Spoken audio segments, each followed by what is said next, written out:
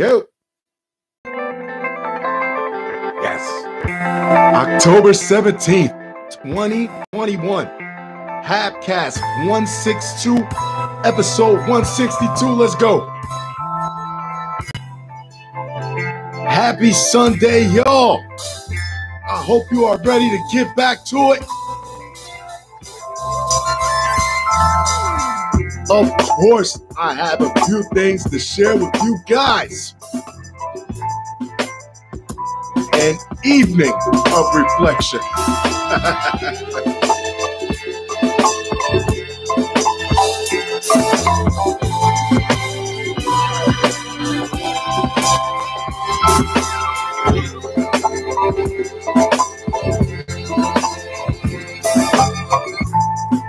Let's have at it. Man busts into Manhattan McDonald's break room, uses stolen credit card to buy himself lunch. So when man busts into McDonald's break room, uses stolen credit card to buy himself lunch. So what do you do before they cancel all the cards? When they find the cards, you go up to the register and be like, "Can I get a right there while everybody's in the line, and by the time you in true McDonald's fashion, like everybody else ahead of you, before you finally figure out what you want to order, they've already called Wells Fargo to cancel the cards already. Now you're back to square one." He's loving it. Who wrote this shit? A man broke into a McDonald's break room and lifted employee credit cards, then turned around and swiped one of the cards at the same fast food location. Hey, you got to give him credit for striking while the iron is hot. Or should I say the McGriddle. The man snuck into the McDonald's location break room on 6th Avenue near West 15th Street in Chelsea around 10:55 a.m. Isn't that supposed to be like what time do breakfast? Yeah, I want lunch. If I'm going to steal, I don't want that nasty McDonald's breakfast. Don't at me.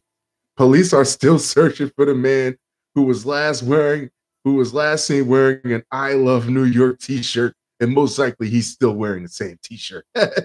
Anyone with information is asked to call nobody because that man was hungry. He just wanted something to eat. God damn it. Next up. Rules.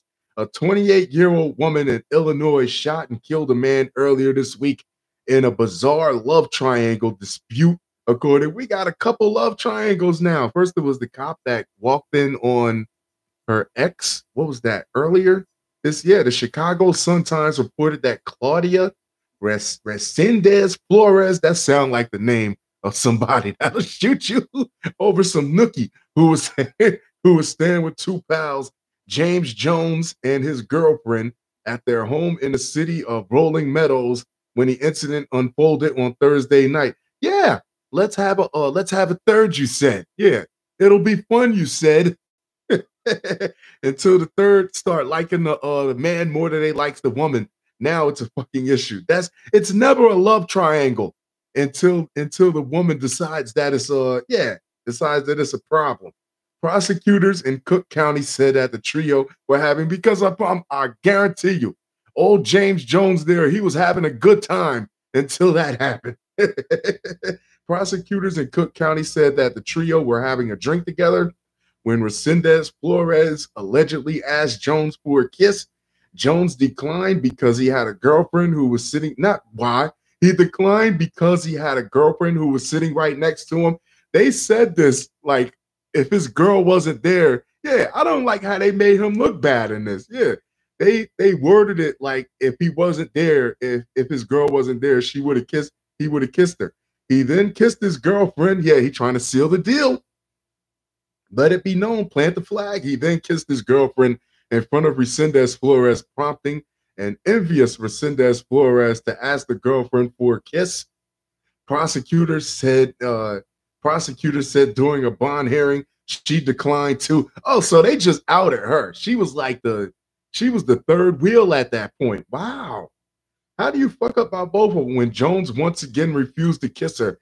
And enraged Resendez Flores grabbed his gun that he had tucked between two couch cushions. Oh, they had to have been sleeping together without the other girl because how else do you get that close to somebody? You can't be a third like that and just know that where the gun is hidden and everything. Tucked between two couch cushions and aimed it at him, prosecutor said Jones tried to push Resendez Flores' arm down as she pulled the safety off and put her finger on the trigger. That's intentional, but the gun went off, striking Jones one in the chest. Over a kiss? Yeah. His girlfriend called. I'm telling you, next time, fellas, kiss your girlfriend's bestie. It might just save your life. His girlfriend called 911, and when officers arrived at the scene, Resendez Flores allegedly admitted to shooting Jones. She was charged with first-degree murder and will be back in court on Tuesday.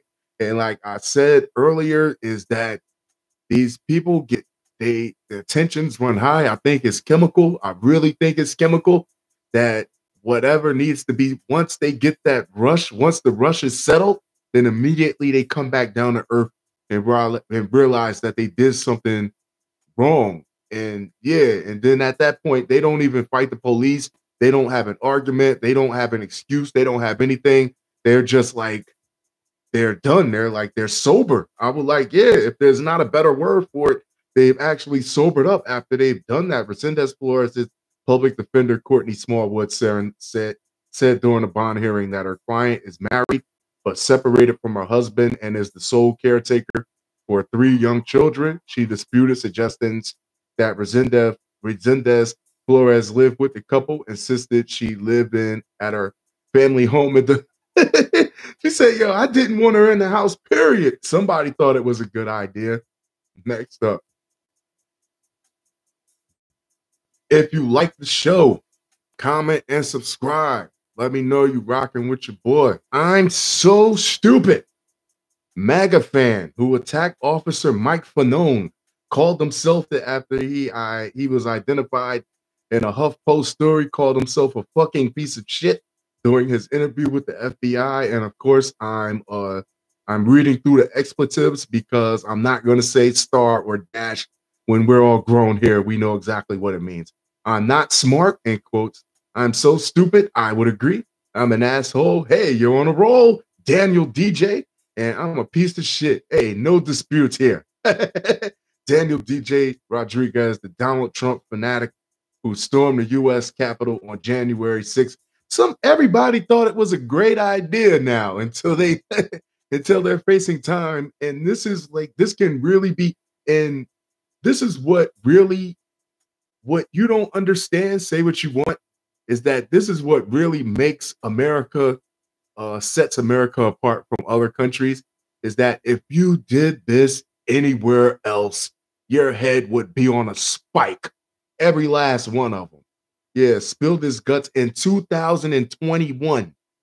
We're not talking about the 1800s, the 1700s. If you pulled this shit anywhere else, your head would be on a spike outside of the Capitol building for everybody to know. So please understand that. Repeatedly crying when he done something wrong, and he tries to like curve the punishment from his. I should have listened to you. I was wrong, and nope, you're still getting his ass whooping. Come on, son.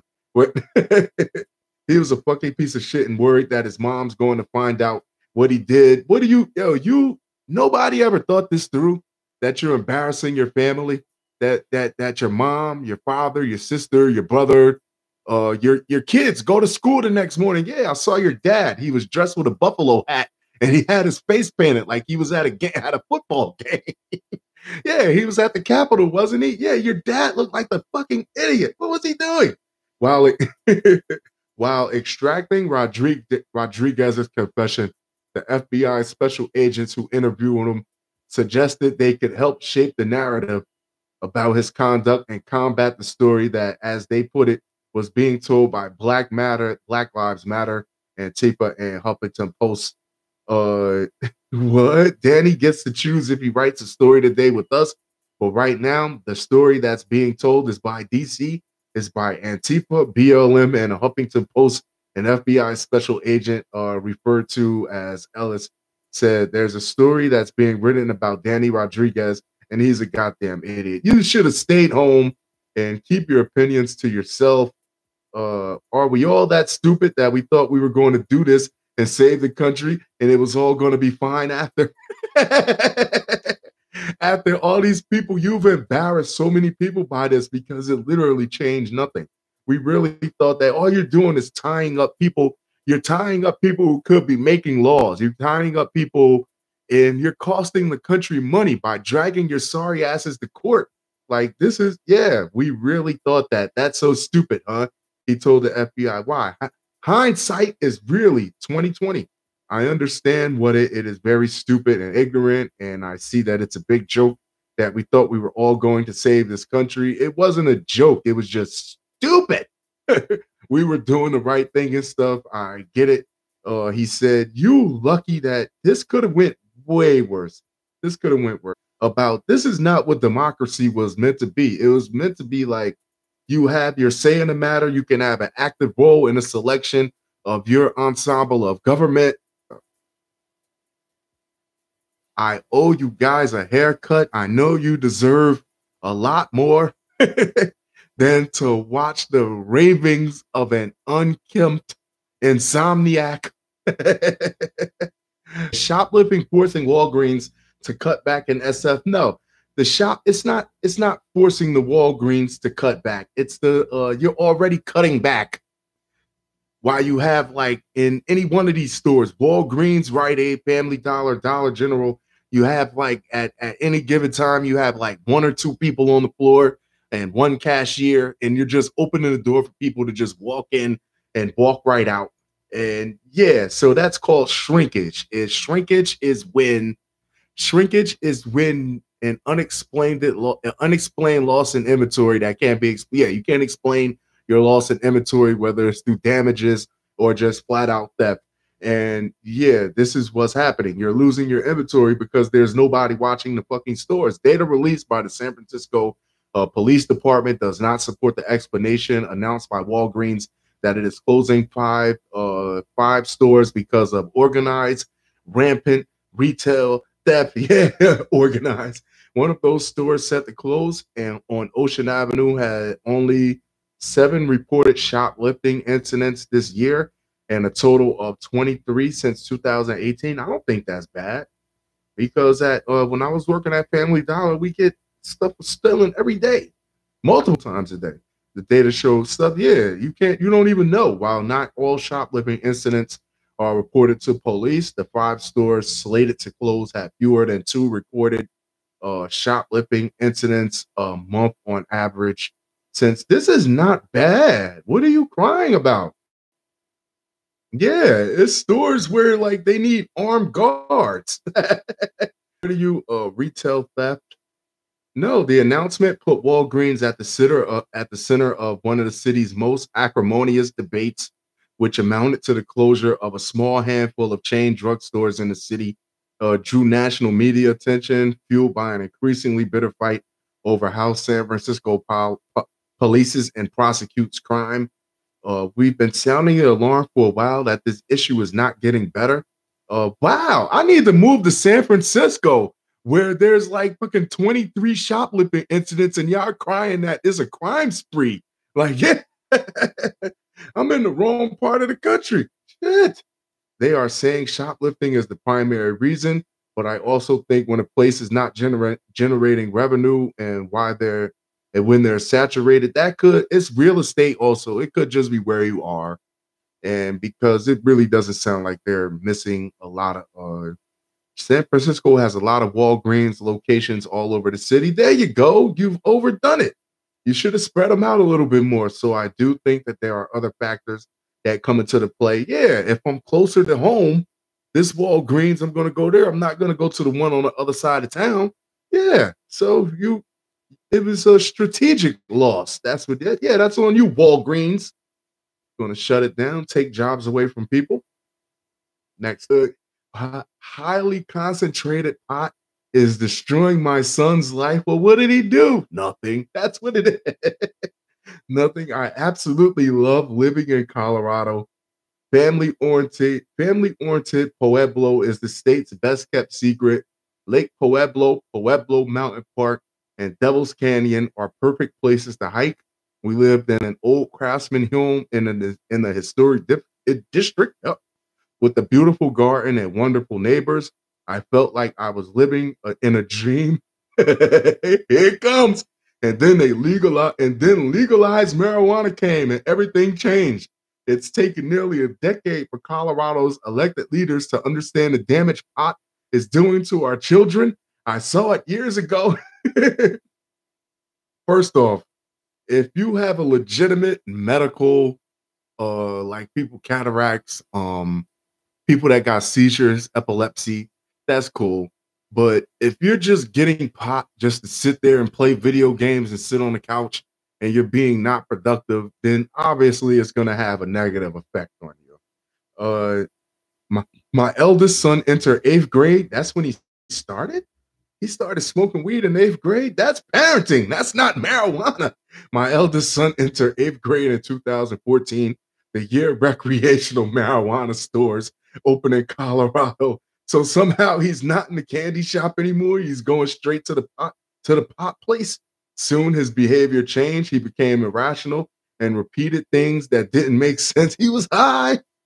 I dismissed it as adolescent mood swings. He just hooking up with a girlfriend at 8th grade. At 8th grade, you got a girlfriend? Shit, he was living a life. He peaked. That's what it was. He peaked before high school, and life was just starting to get boring to him already.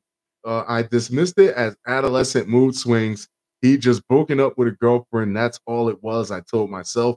By his freshman year, I realized he was using marijuana. I was still in denial, though. You can't smell it on him, though, until he attacked his younger brother and then tried to kill himself over weed. Really? What the hospital treated him and sent him home? You had to go to the hospital? What? This is confusing. This is new for me. A few days later, when it was clear he was still suicidal, we're talking about weed now, right? He wasn't like putting nothing in it, like lacing it with meth or something. I took him back to the emergency room. Don't worry, they told me it's just marijuana. Exactly. Marijuana is a serious drug. Okay.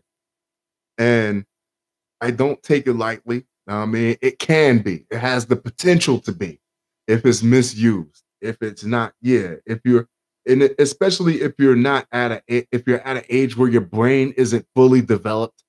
Yeah, and you're letting marijuana overload the part of the brain that controls like your emotions and stuff like that. It's filling in the spots that's not fully developed and completely grown in yet. Absolutely, it could be a problem. Eventually, my son told me he was dabbing, which is a very concentrated form of marijuana, which I never heard of. A dab or wax or shatter is a highly concentrated form of THC, marijuana's active ingredient. It's heated and smoked, delivering an instant, overwhelming high. Crack weed, my son called it. Really? He knew it was making him crazy. He wanted to quit, but addiction had him firmly in its grip. This is ridiculous. I don't know. Some people are predisposed to have addictive behaviors. Like, yeah, it's not crazy. Crazy is a word that you use when you don't have a better word for it. It's not crazy, but it's possible. It's possible. And yes, he was addicted. Addiction is a pediatric disease. In 9 out of 10 cases, it originates with drug or alcohol use before 21. Marijuana, which has been linked to mental illness and psychosis in teens and young adults, slowly takes away your humanity. That's what it did to my son, who turned to running the streets with homeless people. This is weed we're talking about here. This is like meth, heroin, cocaine problems. He had no trouble finding people to feed his addiction in return for selling their illegally homegrown marijuana.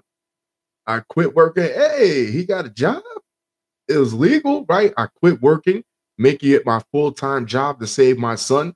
I soon found out that getting treatment wasn't easy. Beds were full. Beds were full in the rehabs because you got people that were coming off of like heroin overdoses, meth overdoses, cocaine, all types of opioid addictions. And you go in there and say, I need a bed because my son is addicted to weed. They might laugh you out the building. Yeah, you got a bed. It's called your home. Go be a parent. Don't drop them off on our doorstep. That's probably the mood she got. That's probably the mood they got. I quit working, made it my, I found a highly regarded treatment center in Utah. They required $36,000 up front that I didn't have. This is for weed? Really? $36,000?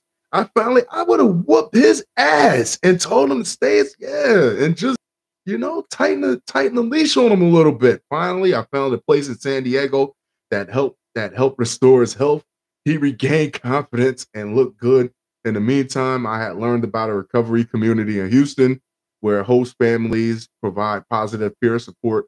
My son got better when he left Colorado, so I moved him there in 2016. My other son, who had developed post-traumatic stress disorder, and what? Really? At least, you know what? You know what? Shout out to the mom. Shout out to the mom for at least, because I sit here and joke, and I only joke, but this is a parent that wouldn't give up on her child. Like, yeah, she wouldn't. She found a way to help him, even if she didn't know the answers. So she beat down every door until she found the answers, and that's the key to solving the problem. Yeah, is to find out. Yeah, we can't keep going down this road. We can't keep sacrificing our children on the altar of pot. Really? Sacrificing our children on the altar of pot? That is a bit dramatic, ma'am. I take my applause back. Big marijuana promotes high potency, addictive concentrates with no proof they are safe for anyone. Colorado's commission, when it reviews all the search already done, will confirm that this product is dangerous to children and much too easy for them to get. Well, so is alcohol. Like, but yeah, it's the same shit that people went through during the prohibition days before, when alcohol was going on. Marijuana just has to elbow its way in to make its own space. And we're going to drop the ball a few times. We're going to make mistakes. We're going to fuck up, maybe lives will be saved. Maybe other states will be warned against following Colorado's lead. Maybe more felon. I heard the tax money that they make off the weed grown in Colorado, off of just handling that, off of that, the tax money that they bring in is putting money in schools and all types of shit. So, lady, because you couldn't rein your son in, he had a couple joints. He had a couple joints and went off the deep end. Tell him to teach him how to handle his shit. But it comes, I'm sorry, but it comes too late for me and my oldest son. He started using again. I haven't seen him in a year. What he's not doing, it can't be just marijuana. It can't be just marijuana. It can't be. That big fun show. I hope that kid is okay, because yeah, he can't go out bad like that. Fun show. Yes. That being said, I'm going to wrap this up. I love you guys. Don't let your child be sacrificed at the altar of pot. I don't know. I'll talk to you very, very soon. Adios.